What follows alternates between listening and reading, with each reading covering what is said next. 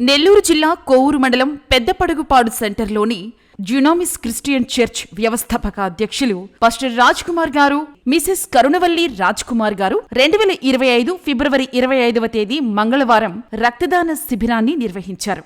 ఉదయం 8 గంటల నుంచి మధ్యాహ్నం 2 గంటల వరకు ఈ బ్లడ్ డొనేషన్ క్యాంప్ జరిగింది. కుల మతాలకు అతీతంగా అన్ని వర్గాల వారు 50 మందికి పైగా ఈ కార్యక్రమంలో పాల్గొని రక్తదానం చేశారు.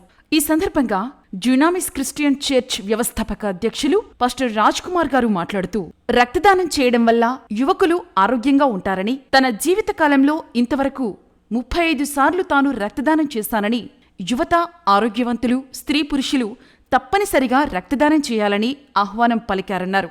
అలాగే ఒక మనిషి రక్తదానం చేయడం వల్ల అది ముగ్గురికి ఉపయోగపడుతుందని, కాని ప్రభు అయిన యేసుక్రీస్తు లోకమంతటి కొరకు తన శరీరంలోని రక్తమంతటినీ ధారపోశారని ఈ బ్లడ్ డొనేషన్ క్యాంప్ ప్రారంభోత్సవం సందర్భంగా తెలిపారు.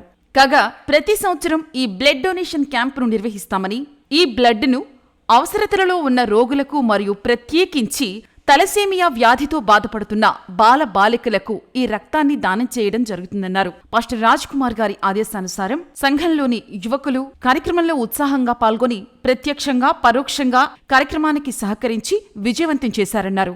ఈ కార్యక్రమం పెద్దపడుగుపాడు డ్యునామిస్ క్రిస్టియన్ చర్చ్ వ్యవస్థాపక అధ్యక్షులు పాస్టర్ రాజ్ కుమార్ మరియు ఇండియన్ రెడ్ క్రాస్ సొసైటీ వారి సౌజన్యంతో జరిగింది.